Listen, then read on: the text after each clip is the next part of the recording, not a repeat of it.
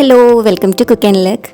ఈరోజు మన cook and లుక్లో పప్పు నానబెట్టే పని లేకుండా, రుబ్బే పని లేకుండా హడావిడిగా ఉండేటప్పుడు ఇలా పప్పు రవ్వతోనే క్రిస్పీగా ఉన్న గారెలు అనేవి తయారు చేసుకోవచ్చు.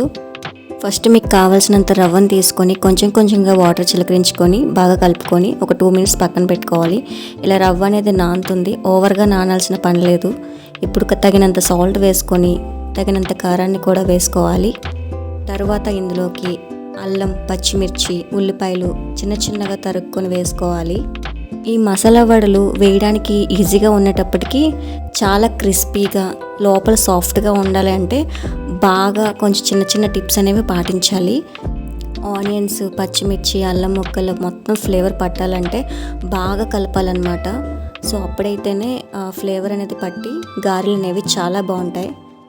ఇక్కడ మీరు గమనించినట్లయితే ఫస్ట్ టిప్ వచ్చేసరికి మనం వేసుకున్న కారం ఇంట్లో పట్టించుకున్న కారం కాకుండా ప్యాకెట్లో ఉన్న కారాన్ని వేసుకోవాలి. తర్వాత కరివేపాకు కూడా చిన్న చిన్న చీలికలుగా చేసుకొని వేసుకోవాలి.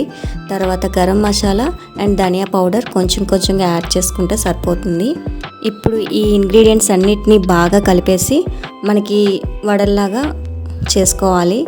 సో వడలు అంటారా, గారెలు అంటారా, అది మీ ఇష్టం. సో ఇక్కడ ఇలా షేప్ చేసేసుకొని వేసుకోవాలి.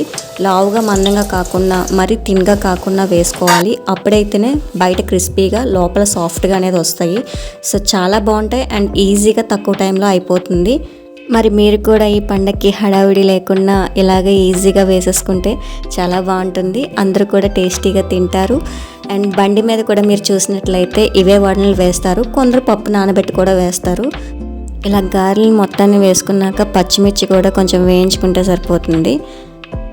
తర్వాత కరివేపాకు కూడా వేసుకోవచ్చు. ఇందులో కొత్తిమీర మాత్రం యాడ్ చేయకండి, ఎందుకంటే ఇక్కడ కరివేపాకు ఫ్లేవర్ మాత్రమే బాగుంటుంది.